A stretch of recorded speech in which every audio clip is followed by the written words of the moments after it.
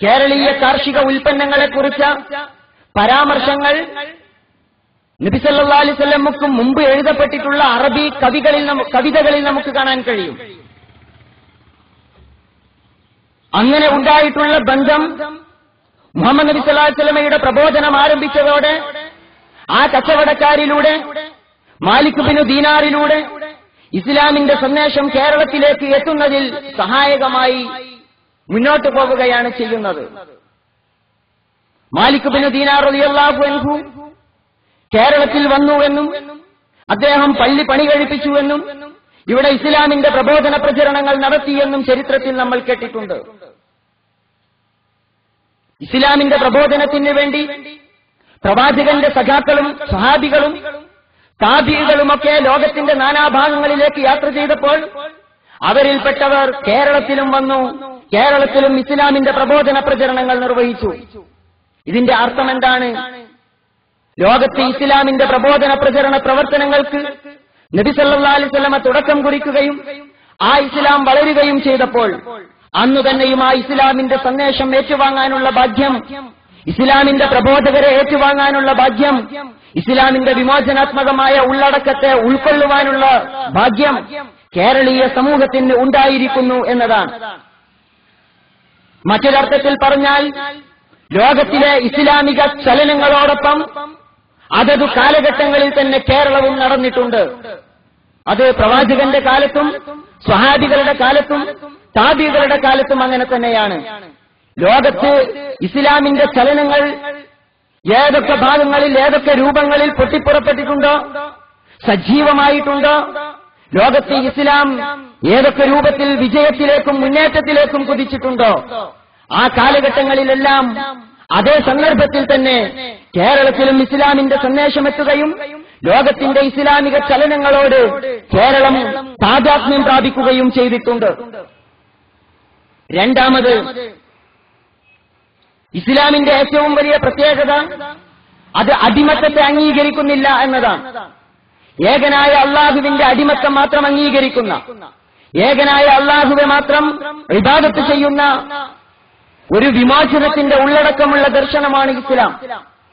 അത് എല്ലാ മനുഷ്യരുടെയും അള്ളാഹു അല്ലാത്ത എല്ലാ ശക്തികളുടെയും ആധിപത്യത്തിൽ നിന്ന്, അടിമത്തത്തിൽ നിന്ന് മനുഷ്യനെ മോചിപ്പിച്ചു കൊണ്ടുപോകുന്നു. അതുകൊണ്ട് തന്നെ അടിമത്തത്തിനെതിരെ, മനുഷ്യരെ അടിമകളാക്കി ചൂഷണം ചെയ്യുന്ന പൗരോഹിത്യത്തിനെതിരെ, സാമ്രാജ്യത്വത്തിനെതിരെ, ഭരണകൂടങ്ങൾക്കെതിരെ ഇസ്ലാമിക സമൂഹത്തിന്റെ പോരാട്ടങ്ങൾ എല്ലാ കാലത്തും ശക്തമായിട്ടുണ്ട്.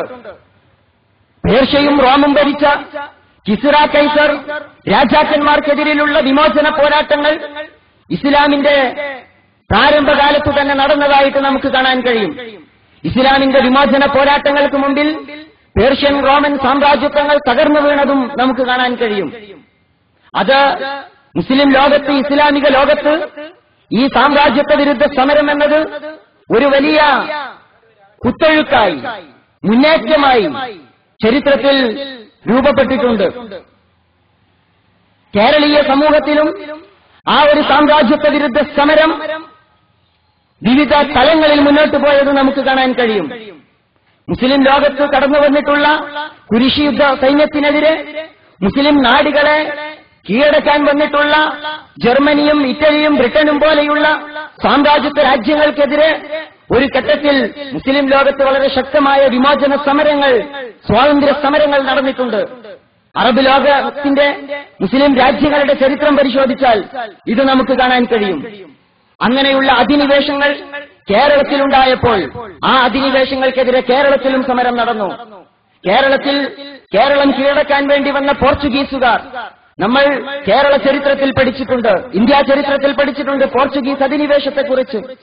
പോർച്ചുഗീസുകാർ കേരളത്തിലേക്ക് വന്നപ്പോൾ, ആ പോർച്ചുഗീസുകാർ ഇവിടെ ചൂഷണം ചെയ്യാൻ ആരംഭിച്ചപ്പോൾ പോർച്ചുഗീസ് വിരുദ്ധ, സാമ്രാജ്യത്വ വിരുദ്ധ സമരം, ഡച്ച് വിരുദ്ധ സമരം കേരളത്തിന്റെ മണ്ണിൽ വളരെ ശക്തമായി മുന്നോട്ട് പോയിട്ടുണ്ട്. ആ സമരങ്ങൾ കേരളത്തിലെ ഇസ്ലാമിക സമൂഹം, കേരളത്തിലെ മുസ്ലിം പണ്ഡിതന്മാർ വലിയ അളവിൽ നേതൃത്വം കൊടുത്തുകൊണ്ടാണ് മുന്നോട്ട് നയിച്ചിട്ടുള്ളത്. അക്കൂട്ടത്തിൽ പ്രഗത്ഭനായിരുന്നു സൈനുദ്ദീൻ മഖ്ദൂം. സൈനുദ്ദീൻ മഖ്ദൂം എന്ന് പറയുന്ന പ്രഗത്ഭനായ പണ്ഡിതൻ പരിഷ്കർത്താവ്, സാമ്രാജ്യത്വത്തിനെതിരെ സന്ധിയില്ലാത്ത സമരം പ്രഖ്യാപിച്ച കേരള ചരിത്രത്തിലെ അതുല്യനായ വിമോചന പോരാളി, അദ്ദേഹം ആ സമരം നയിച്ചത് നമുക്ക് കാണാം. ആ സമരത്തിന്റെ പശ്ചാത്തലത്തിൽ, പോർച്ചുഗീസുകാർക്കെതിരായ സമരത്തിന്റെ പശ്ചാത്തലത്തിൽ മുസ്ലിം സമൂഹത്തെ സാമ്രാജ്യത്വത്തിനെതിരെ ജിഹാദ് ചെയ്യാൻ ആഹ്വാനം ചെയ്യുന്ന പുസ്തകം അദ്ദേഹം ഇറക്കി. തുഹ്ഫത്തുൽ മുജാഹിദീൻ. നിങ്ങൾക്ക് മലയാളത്തിൽ വായിക്കാൻ കിട്ടും. 14-15 നൂറ്റാണ്ടുകളിലെ കേരളത്തിന്റെ ചരിത്രമാണത്. കേരളീയ സമൂഹത്തിന്റെ എഴുതപ്പെട്ട ഒന്നാമത്തെ ചരിത്രമാണത്.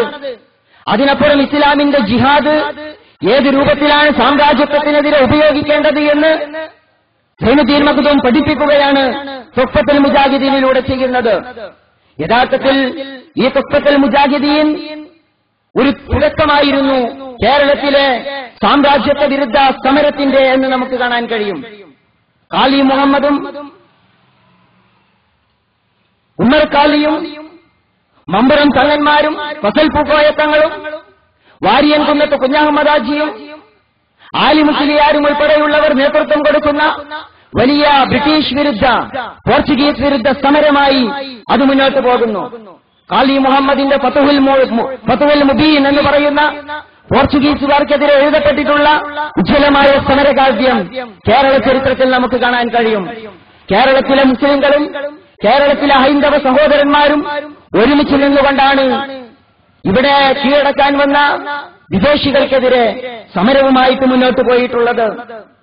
അന്ന് ചാലിയം പള്ളിയിലാണ് കാളി മുഹമ്മദിന്റെ നേതൃത്വത്തിൽ കാളി മുഹമ്മദിന്റെ അനുയായികളും സാമൂതിരി രാജാവിന്റെ സൈനിക പ്രമുഖരും ചാലിയത്തെ മുസ്ലിം പള്ളിയിൽ യോഗം ചേർന്നുകൊണ്ടാണ് പോർച്ചുഗീസ് വിരുദ്ധ സമരത്തിന്, സാമ്രാജ്യത്വ വിരുദ്ധ സമരത്തിന് നേതൃത്വം കൊടുക്കുന്നത്.